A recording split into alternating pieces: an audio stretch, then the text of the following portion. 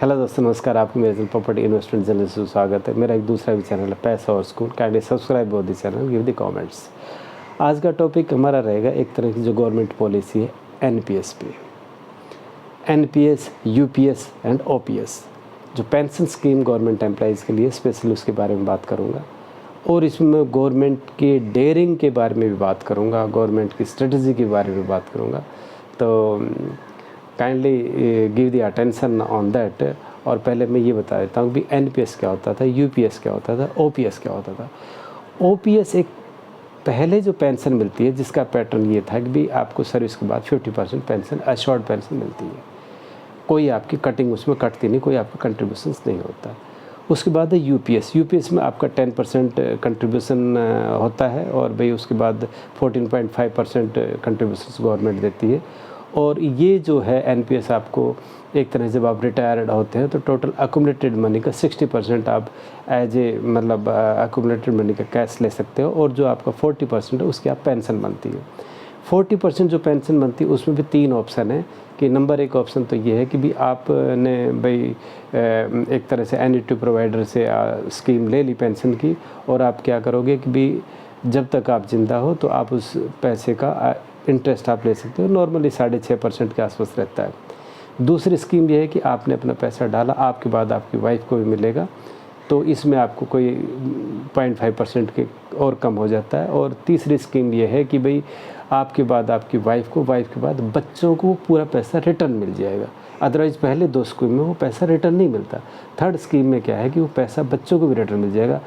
आपने उसको यूटिलाइज़ किया, आपकी एक्सपायरी के बाद फैमिली ने यूटिलाइज़ किया, उसके बाद क्या है कि बच्चों को पैसा मिल जाएगा, तो उसमें और 0.5 इंटरेस्ट कम हो जाता है। कहने का मतलब ये है कि आजकल जो है एक तरह से भाई आप लगा लो, मोटा मोटी मैं ये कहता हूँ कि भाई जो 6.5% के आसपास आपको इंटरेस्ट मिलता है, जो एफडी का इंटरेस्ट मिलता है, वही आपकी पेंशन होती है। तो ये एक तरह से बहुत ही कम आप इसको कह सकते हो। इसमें गवर्नमेंट एम्प्लॉय ठगा सा महसूस करता है, पीएसयू का हो या भाई एक तरह से प्राइवेट सेक्टर में जो एनपीएस करते हो ठगा सा महसूस करता है। बिकॉज इसमें अश्योर्ड तो कुछ नहीं, पूरा हमारा जो अकोमोडेटेड मनी मार्केट रिस्क पे है कि मार्केट बढ़ा तो आपकी पेंशन बढ़ेगी, घटा तो आप भाई गड्ढे में जाओगे। और इतना ज़्यादा तो बढ़ भी नहीं सकता कि आपको ओपीएस में जो मिलता था उस तरह के बेनिफिट्स आपको इसमें मिल जाए। There are very less. अगर बहुत लंबी सर्विस है तो sometimes it may be, otherwise बहुत कम यानी कि चांसेस थे। यानी ये मेरे हिसाब से आप ये कह सकते हो कि एनपीएस में ओपीएस के इक्विवेलेंट पैसा लेना एक हाई रिस्क है। ओके जी। नंबर 3 आता है हमारा यूपीएस। अब गवर्नमेंट ने क्या किया कि भाई एक तरह से अपोजिशन के प्रेशर से, पब्लिक के प्रेशर से, बाई डिफरेंट स्टेक होल्डर की यूनियन के प्रेशर से, उनकी एसोसिएशन के प्रेशर से गवर्नमेंट ने कमेटी बिठाई 2023 में, और अभी उसको भी डिक्लेयर किया। उन्होंने क्या किया, ओपीएस और यूपीएस दोनों को मिला के, ओपीएस एंड एनपीएस दोनों को मिला के यूपीएस बना दिया है। अब यूपीएस में क्या है कि जो अभी मैंने आपको बताया, लेकिन हाँ, यूपीएस में क्या है कि उसमें आपका 10% तो कटेगा ही, लेकिन गवर्नमेंट आपको 18.5% देगा।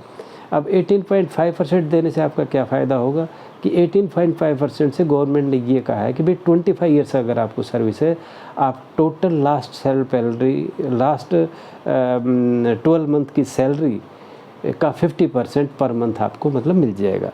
मेरे कहने का मतलब फिर ये आप इस चीज़ को समझो कि लास्ट 12 मंथ की जो सैलरी है उसका एवरेज 1 मंथ का सैलरी हम निकालेंगे तो उसका 50% आपको पेंशन मिल जाएगा अगर आपकी 25 ईयर सर्विसेज है तो।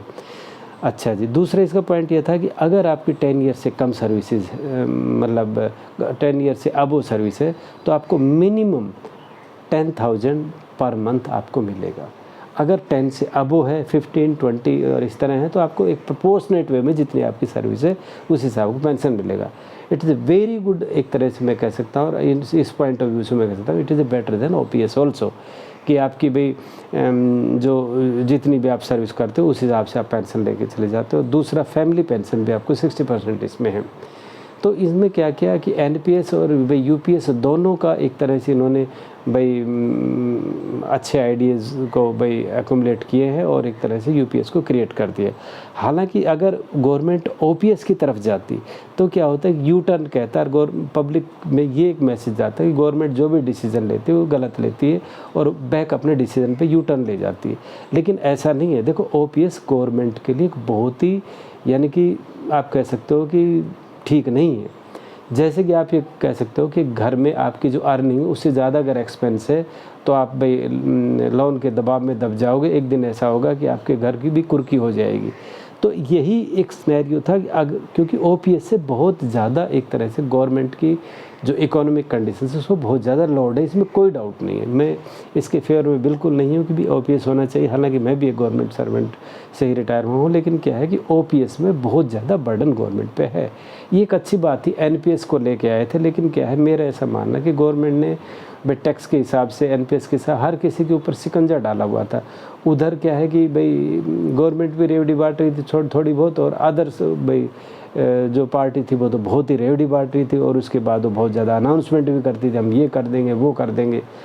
अब गवर्नमेंट को मुझे ऐसा लगता है कि एक तरह से उसको लगा यार ये तो लोग झूठे वादे कर करके और एक तरह से अपना भाई ग्राउंड बना रहे हैं और हम चीज़ों को फेयर करते हैं। Public is not able to understand कि क्या है। और दूसरी तरफ एक अगर एक तरह से भाई आप पैसा इकट्ठा करते रहो, पैसा इकट्ठा ना खाओ पियो ना भाई आराम करो ना, नहीं आपका घर कंडीशन समझे।